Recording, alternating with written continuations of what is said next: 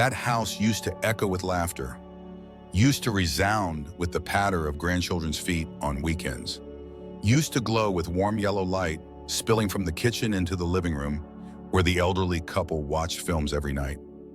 Now only one person sat there. Edward Harris, 62 years old, sat upright in the armchair by the window, hands interlocked on his lap, eyes distant as he gazed out at the garden that had begun to fade with the season. It was the garden Sarah, his late wife, had tended for over 3 decades. Every flower had a story, every narrow path held a memory. It was still there. Only now, no one told those stories anymore. He didn't cry. There were no more tears left. But some mornings, he woke without knowing what he was still living for. After retirement, he thought he would have time to go fishing, travel with Sarah, play with the grandkids, and learn how to bake. But then she passed away after a long illness. His son and daughter, Adam and Emily, had their own families, busy lives. The phone calls grew fewer. Weekend dinners became rare luxuries, and the once spacious house began to feel crowded, not with things, but with silence. That day, Edward sat in stillness.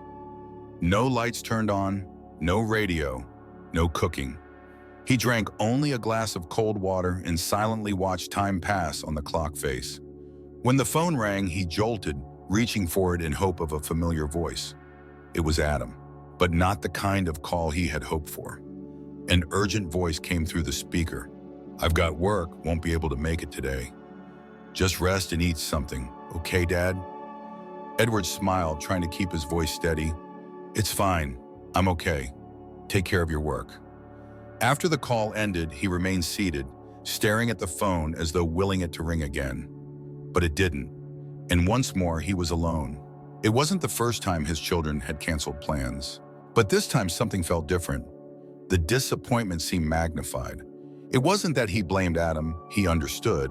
He had once been the same, caught up in the whirlwind of work, coming home late, expecting dinner to be ready. But back then, Sarah had always been there. Now no one was. No warmth lingered in the house, except for the sound of his own sighs, which he didn't even realize he was making. That afternoon, John, the old neighbor, the same age as Edward, came by with some bread.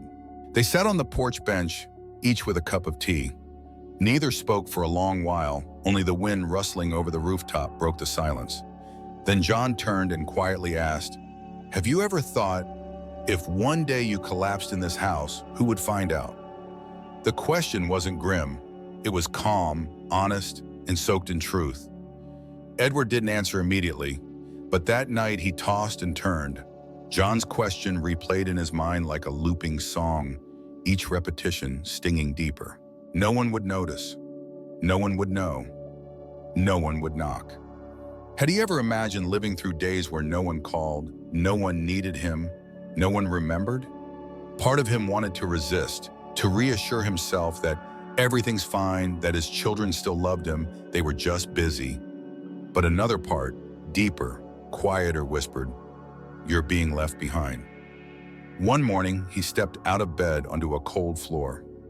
No one had brewed coffee, no note saying buy milk at the market, no reminder to dress warmly because the wind had turned.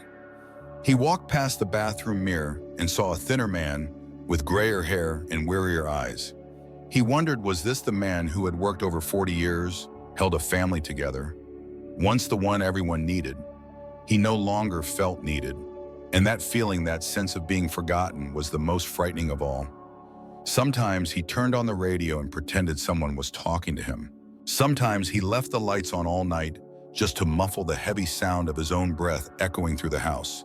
He reread the handwritten letters Sarah had once sent, each line a whisper in his ear.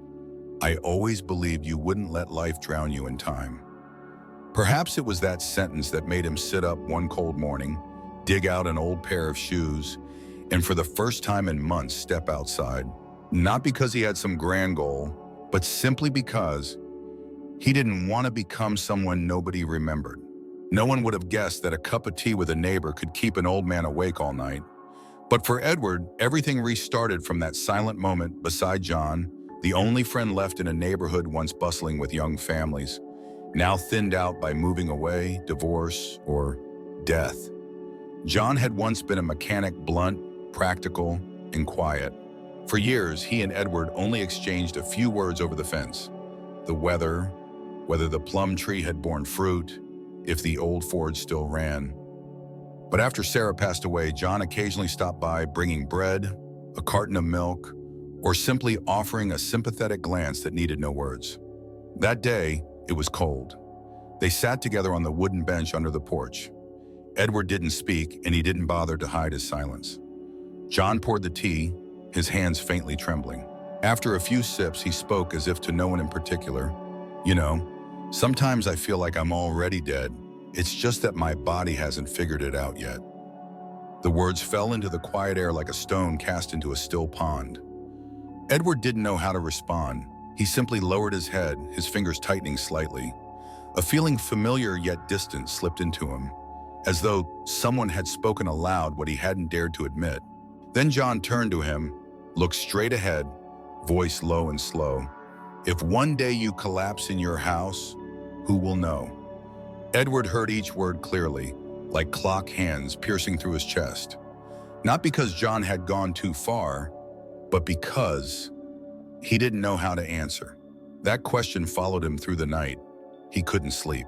Each time he closed his eyes, he imagined himself lying motionless on the kitchen floor.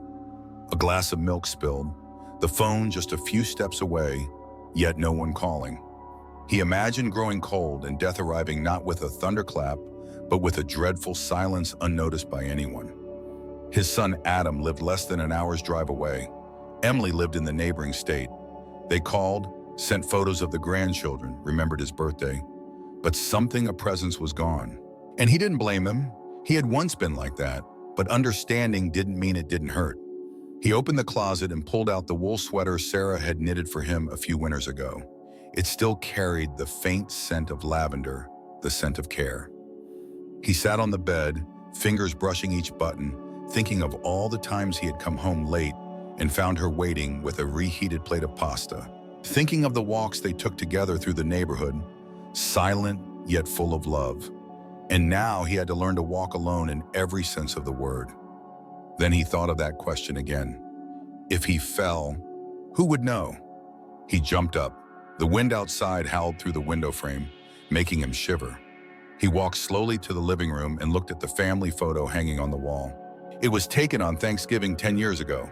The whole family gathered around the table, Edward in the middle with his arm around Sarah's shoulder, his face glowing. The kids fighting over a slice of pumpkin pie. When had that photo become a world he no longer belonged to? That night he made a decision. He had to do something, even something small, to resist the feeling that he was slowly fading away. The next morning, Edward rose early. He put on Sarah's sweater, slipped into the old shoes that had collected dust for months. Before stepping out the door, he turned and looked at the house. It was still the same quiet, clean, orderly, but it was no longer a place where someone waited for him. And he stepped down the porch steps for the first time in months, leaving footprints on the walkway strewn with dry leaves. He didn't know where he was going. He didn't need a reason. It was enough to know, if today were his last day, at least he hadn't just waited for it to come. Life hadn't beaten him with pain. It had beaten him with silence. And this time it was that silence that gave him the strength to take the next step. The park on the corner was still the same as a small patch of green in the quiet neighborhood, where ancient elm trees cast shadows over old brick paths and sparsely placed benches. Edward had passed this place many times before when he was young, when Sarah was alive, when he still had reasons to go out.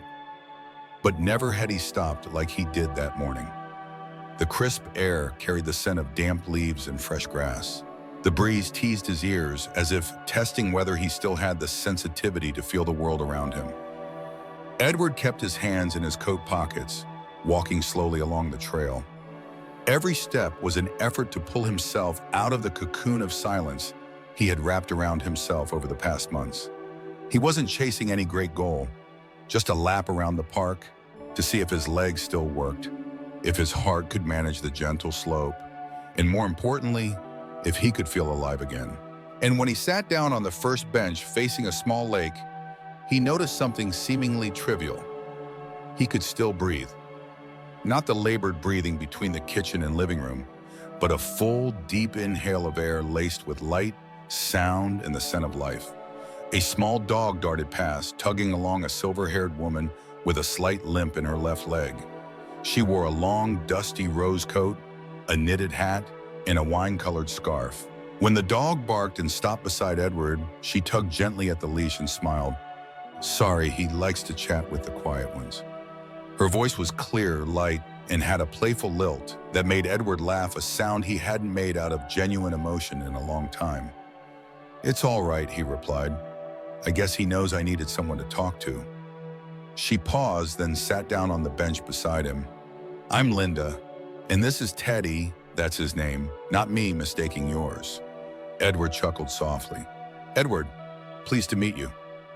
The conversation wasn't long, just a few words about the weather, the maple tree already shedding leaves by the lake, the boys playing soccer across the grass. But it was enough to crack the invisible wall he'd built around himself.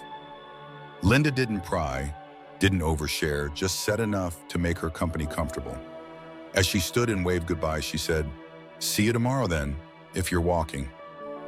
And for some reason, Edward nodded. I'll be here. In the days that followed, he kept his word, not because of health or habit, but because each morning something within him stirred something like anticipation. No one forced him out of bed, but if he didn't go to the park, he wouldn't see Linda. And without her, he might fall back into the dreadful loop of silence. They never called it friendship. It was simply two people of the same age sharing similar losses, both fond of ginger tea and stories without endings. Linda told him she'd worked as a tour guide for 30 years, had visited over 20 countries, but now found the most joy in sitting quietly, watching the lake, feeding Teddy biscuits. Edward listened, nodding occasionally, sometimes sharing little stories about camping trips with Sarah, about the first time he met her at a local book fair. Day by day, his life began to take on a rhythm again. Not busy, but anchored. Morning walks, afternoon tea, checking the weather in the evening.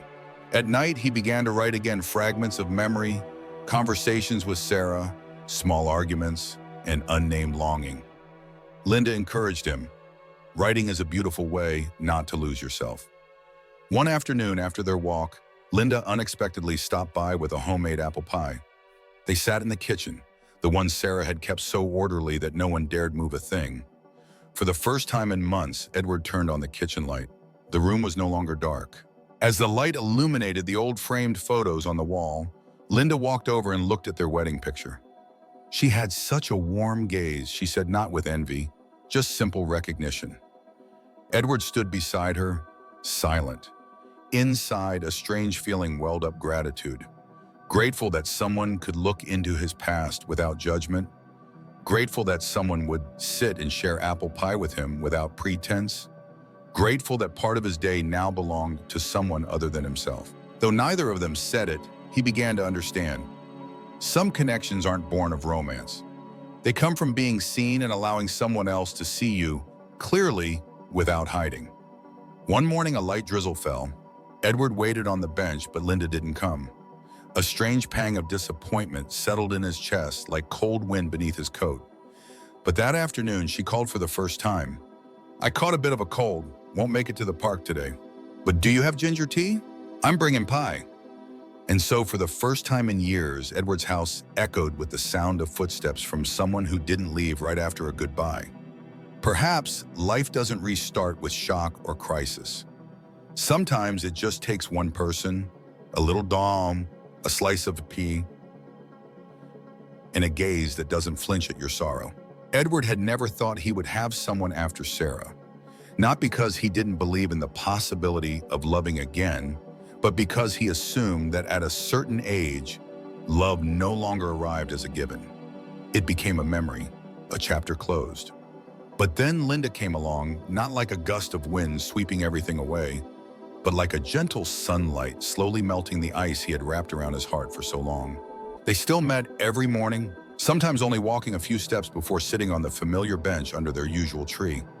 Some days he brought 2 cups of hot tea, other days she brought a few slices of ginger cake. Neither said much, but the silence between them was always warm. Edward realized he had begun to think of Linda every time he brewed tea, began to notice whether the weather was sunny enough for her to come out, began to worry when she coughed softly or winced from joint pain. It wasn't a sudden love, it was a quiet care, deep and growing quietly, even without his notice. One day, Linda asked if he'd like to go to the weekend farmer's market with her. He nodded without hesitation. They walked through stalls of vegetables and the scent of baked goods drifting across the narrow street. Linda showed him how to pick naturally ripe pears.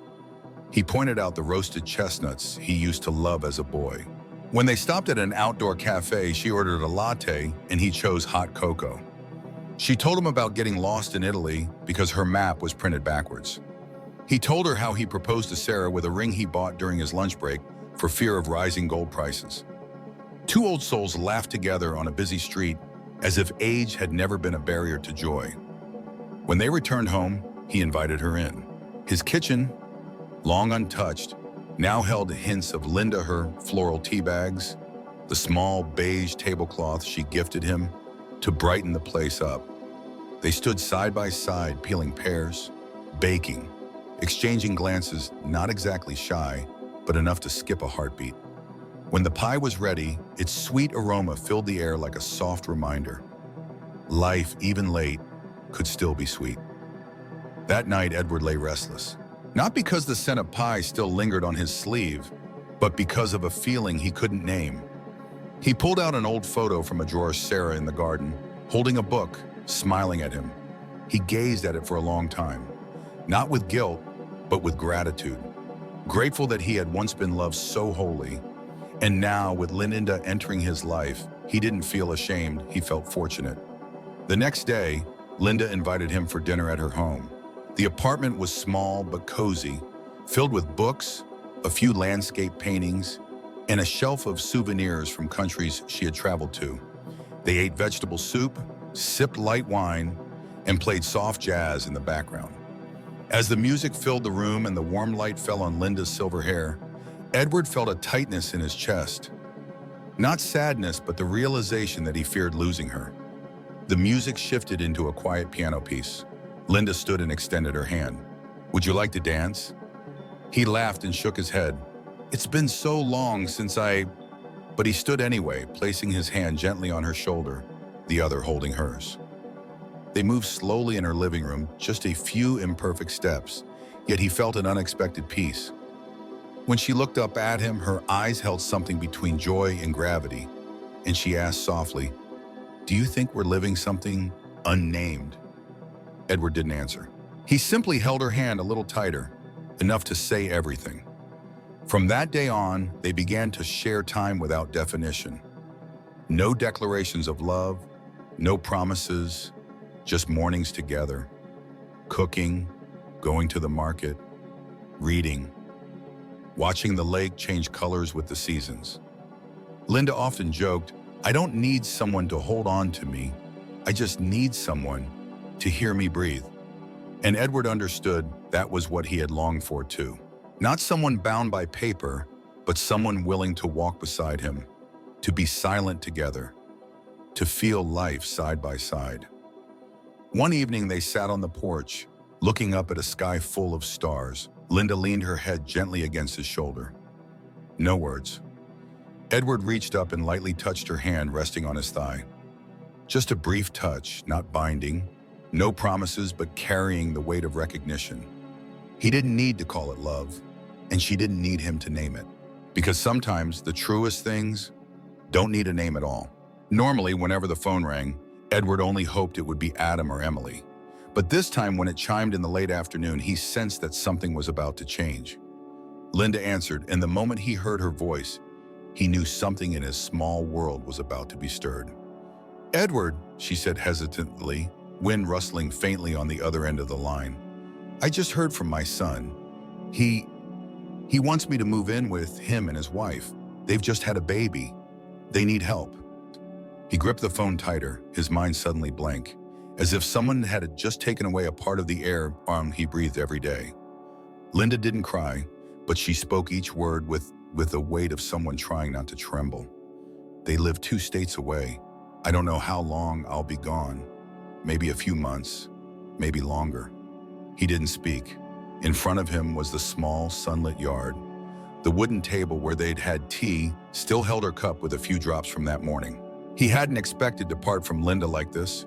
No argument, no fault, just life once again, pulling someone dear out of reach. "I'll come by to say goodbye before I leave," Linda added, her voice soft like wind brushing a collarbone. When the call ended, Edward sat motionless. He didn't know what to name the feeling in his chest: sorrow, regret, or frustration with the vague force called time. He didn't cry. He just sat there for a long while, still holding the phone as though it could rewind the moment before Linda had spoken those words. When she came, the sky was overcast. She wore an olive coat and the gray scarf he'd once complimented. Teddy trotted quietly beside her, as if sensing that this wasn't just another casual walk. She brought a tin of butter cookies for him to nibble on, she said, and a book he'd once mentioned never getting around to reading. She left them with him, as if leaving a piece of memory behind. They sat on the porch like always, but the silence lasted longer. The breeze was chillier, and their hearts heavier than on any other afternoon. "I know this isn't easy," she said, eyes fixed on the bougainvillea along the fence. "I didn't expect to leave so soon either. But I'm a mother, Edward. I can't say no when my child needs me." He nodded. That nod felt like a quiet letting go. "I understand." Linda turned to him. Her eyes shimmered, but her lips still held a small smile, the kind you wear to protect someone else from your own sadness. "You're not mad at me, are you?" Edward looked at her for a long time, then gently placed his hand over hers. "Mad? No, I just wish this winter could last a little longer." She laughed, but it vanished quickly, like breath in the cold wind. They said no more. They just sat together as if that alone was enough to hold all the unspoken things. When she stood to leave, Edward walked her to the gate. Teddy wagged his tail, as if offering a farewell in his own way.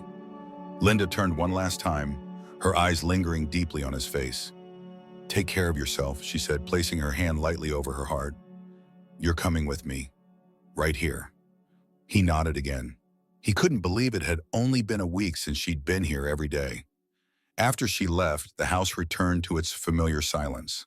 But now, that silence no longer comforted. It became a true emptiness. The cold cups of tea, Teddy's faint paw prints on the tiled floor, the scarf she forgot draped over the armchair, all like remnants of a dream one had just awoken from. That night, he couldn't sleep. He stood by the window, gazing out at the garden. The wind rustled through the maple tree, leaves scattering in all directions. He remembered the first time he met Linda, her smile under the tree, her laughter when they accidentally burnt the toast. All of it played in his mind like a slow-motion film, each detail evoking a sweetness tinged with ache. Some relationships need no name, yet leave the deepest marks. Some people pass through our lives gently, yet afterward, nothing is ever quite the same.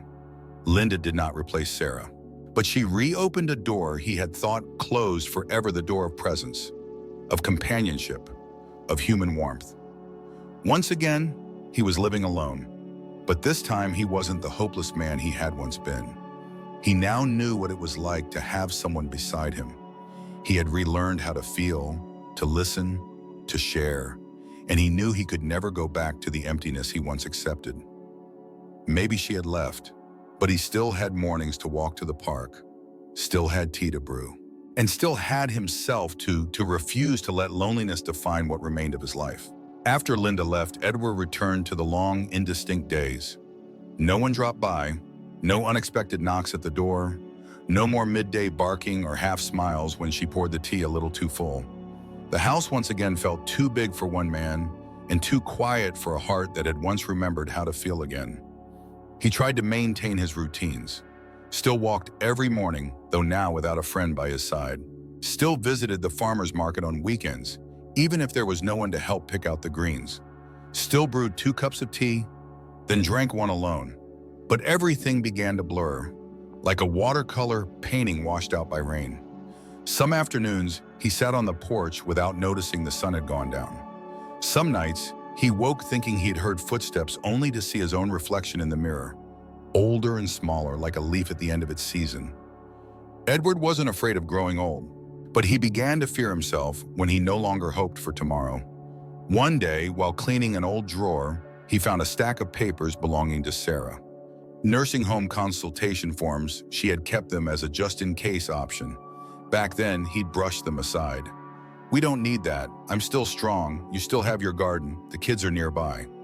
But now, everything had changed. Sarah was gone. The house grew colder with each passing day. And the children, though they cared, could not fill the emptiness he now faced. He called Adam. "You once said if the day ever came when I felt I couldn't manage on my own, you'd help me find a solution. I think that day has come." There was a long silence on the other end. Then Adam replied, voice softer than usual. "Are you sure, Dad? I'm afraid you'll feel even lonelier." Edward gave a faint smile.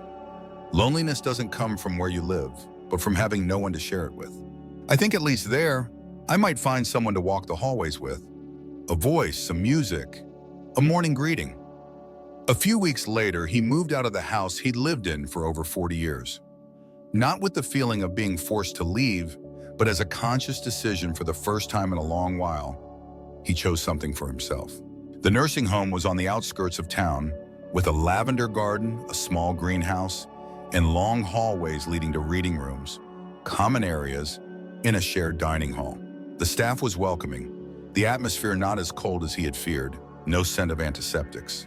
Instead, there was the soft sound of piano drifting from a practice room on the first floor, the murmured laughter of elderly folks playing chess in a corner, and the kind eyes of people whose names he didn't yet know, but who clearly knew the feeling of emptiness.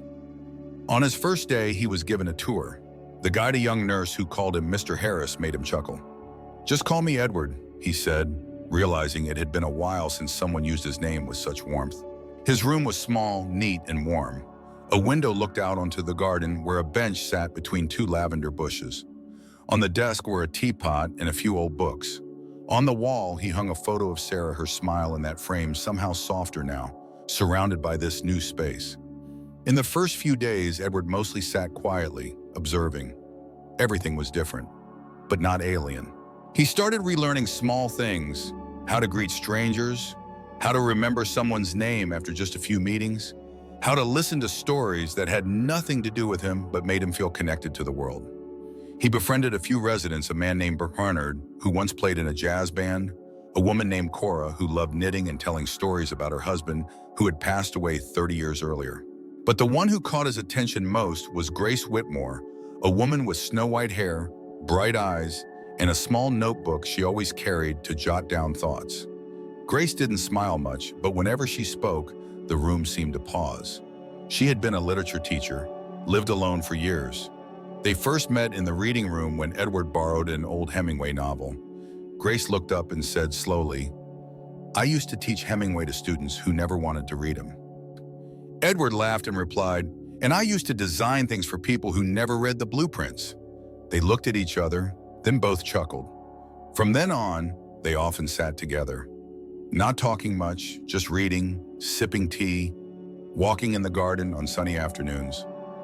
Once, when the sky turned and rain began to fall, she gently pulled his hand and said between breaths, "I'm old, but I still know how to run." Edward laughed, realizing so did he. He began writing again. Not to hold on to Linda or to remember Sarah, but to tell stories of these new days, these new people, of himself gradually returning to the world. One morning, as sunlight bathed the lavender garden, Edward sat on the bench. Grace approached with 2 cups of tea in hand. She set one down beside him and said softly, like a breeze passing through leaves, "You know, some people arrive late, but still in time." He didn't ask who she meant, because he knew they both understood. It was a slow noon, the sky unusually blue, and the scent of lavender drifted softly into the reading room from the garden. Edward was in the middle of a new journal entry, recording the ordinary fragments of life, sometimes just a passing glance in the hallway or a line of conversation overheard. The blank page was slowly filling with neat lines of writing, something he had once believed he would never do again after Sarah passed. But since meeting Grace, he found himself with things worth writing, not to preserve the past, but to hold on to the present. It was a day like any other. That morning, he and Grace had tea in the garden and talked about a Rilke poem she kept mentioning, one she hadn't yet found again. She promised to bring it that afternoon and read it to him. Edward waited. He always waited, though Grace was usually punctual. But as the sun began to lean westward and the elm tree outside stretched longer shadows across the porch, she still hadn't come. He stepped into the hallway. A small crowd had gathered near the medical wing. Something felt wrong. One of the nurses rushed past, pale-faced. A fellow resident whispered, "It's Grace. She was in an accident, out with her daughter, on the way to the bank." Edward felt his knees give way. His ears rang. He didn't remember how he got back to his room, only the overwhelming sensation that gripped him, his heart racing, not from panic but from fear of losing someone again. Hours later, Adam arrived and took him to the hospital. Edward sat in the waiting room, eyes fixed on the glowing red sign above the emergency room door. Filled with questions no one could answer. He had sat like this once before, during Sarah's final hospital stay. But back then he had hoped she would recover. This time he felt something inside him draining, not strong enough to hope, not ready to surrender. The door opened. A doctor stepped out, his face heavy with the fatigue of one too familiar with bad news. She suffered a severe brain injury. Her condition is critical. We're doing everything we can, but please prepare for the worst. Edward didn't cry, but it felt as though something inside him had collapsed. He stood there, gripping the back of a chair, staring at nothing, as if holding his gaze long enough might somehow bring Grace back. When he was allowed in, he entered a room filled with beeping machines and clinical quiet. Grace lay still, surrounded by tubes and quiet rhythms. Her face was peaceful. Her hand was cold. Edward sat and held it, the same hand that not long ago had passed him a cup of tea with a sly grin. "I used cinnamon today instead of ginger. Let's see if you notice." He leaned in, whispering. Not a plea, just something almost primal. "Grace, if you can hear me, don't go." A moment later, her eyelids trembled. Her fingers curled slightly. Edward held his breath. A single tear slipped down from the corner of her eye. He didn't dare believe it. But then he heard it, a sound so faint, it barely qualified as a whisper. "Edward, live well." That was the last time he heard her voice. Grace passed away the following morning, peacefully, without pain, like someone who had walked their chosen path to the end and simply turned quietly onto another. The funeral was held in the nursing home's courtyard. The other residents gathered, not crying loudly, not speaking much. Each placed something small beside her photograph, a flower, a book page, a handwritten quote. Edward sat in the front row, clutching Grace's notebook. The nurses had found it in her coat pocket after the accident. On the last page was a single line. "Some people arrive at the end of a season, but still bring enough sun to warm another's heart." From that day on, Edward changed. No longer did he spend quiet afternoons just reading. He became more active, visiting new residents, walking with the hunched gentleman down the garden path, reading aloud to those whose eyes had grown too weak to see. He taught a few how to brew tea the Grace way, with cinnamon, honey, and a touch of ginger, just the way she liked. Every evening, he still sat on the bench in the garden where she used to come, not to wait for anyone, but to remember there had been someone who taught him how to live again. One afternoon, while he was writing in his notebook, a newly arrived woman sat nearby. She looked at him and gently asked, "Did you lose someone?" He smiled, softly, without sadness. "Someone passed through my life, and they left behind light. That's enough. Some people walk out of our lives, leaving a void that nothing can quite fill. But others arrive quietly, not to replace anyone, but simply to remind us that light can still slip through the cracks." Edward sat on his familiar bench in the lavender garden, Grace's notebook now wrapped in new leather. Inside, he had carefully recopied her notes, weaving in his own reflections. He didn't call it a journal. To him, it was a continuing conversation with someone who had gone ahead, a way to hold on to the good she had brought him, even if only for a brief stretch of the road. On an early autumn morning, as the leaves began to turn, the nursing home welcomed a new resident. A thin, frail-looking man, his white hair a disheveled halo, his eyes sunken and distant with sorrow. Edward noticed him right away in the dining hall. The man ate slowly, rarely spoke, and always sat alone, his gaze lost in a space only he seemed to understand. Edward recognized that look. He had worn it himself once, the gaze of someone who feels like a shadow in a world that no longer calls their name. The loneliness of the elderly doesn't come from having no one around, but from no longer being truly seen. One afternoon, Edward saw the newcomer sitting alone in the garden beside a small table framed by 2 rows of trees. His hand rested on the tabletop, fingers tapping gently as if keeping rhythm with a tune only he could hear. Edward carried a pot of tea and 2 cups, walking slowly toward him. "I'm Edward," he said, not waiting for a reply. "I usually make afternoon tea, cinnamon blend, very mild. If you don't mind, may I join you?" The man looked at him for a long while. His expression was unreadable. Then a small nod. Edward poured the tea, placed a cup in front of him. After a while, the man spoke. "I'm Samuel. She passed 3 weeks ago. We were married 50 years. Edward didn't ask questions. He just nodded, his eyes softening. Samuel let out a breath, not because Edward offered comfort, but because Edward didn't pretend to understand. He didn't offer cliches. He simply was there. They sat in silence for a long time, saying nothing more, until the sun began to shift, and Samuel turned to him and asked quietly, "Have you ever lost someone?" Edward didn't answer immediately. He looked at the half-empty cup, the scent of cinnamon still lingering in the breeze. Then he said softly, like recounting a stranger's life, "I lost my wife. Then later I lost someone who wasn't my wife, but who made me feel alive again. And now I'm still here because both of them taught me this.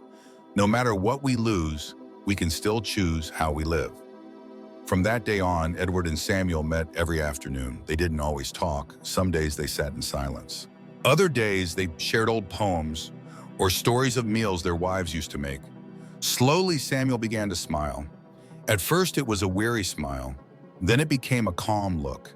Then gentle teasing, like when Edward overdid the ginger in the tea. The younger staff started calling them the 2 afternoon tea gentlemen.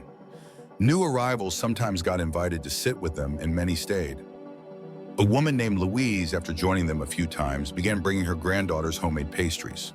They formed a quiet little circle, unofficial, nameless, but everyone knew. It was a space where no one was judged for how old they were, for who they'd lost, or for what they couldn't quite remember anymore. All that mattered was that they were still here, together, in the moment. Edward no longer wrote as often, but he kept the habit of writing 1 letter each week. He never mailed them. They were letters to those who had gone, or to himself 10 years younger. Once he wrote, "If I could go back and tell myself on the day Sarah died that I'd one day find a reason to wake up again, I wouldn't believe it. But now, not only do I wake up, I make tea for 2, sometimes 3. Everyone in the nursing home had their own way of facing the chapter that remained. Some lived in memories, some quietly waited for the end. Edward chose to plant light, passing forward what he had once received. A cup of tea, a steady look. A nod when no one else was thoughtful enough to ask, "Are you all right?" On one sunny afternoon, after everyone had gone to the activity room, Edward lingered by the garden. He wrote a line in Grace's notebook. "Some lives never speak loudly, but they touch others quietly like sunlight, not asking to be seen, only warm enough to be felt." He closed the notebook, set it gently on the table, and poured another cup of tea. The seat across from him was empty, but he still poured 2. The breeze moved through the garden, carrying the scent of cinnamon, lavender, and laughter that had once echoed here. The sky was not too blue, nor was it too sad, but in Edward's heart there was a peace just enough for him to smile and wait for the next stranger who might come, needing a cup of tea and someone to listen.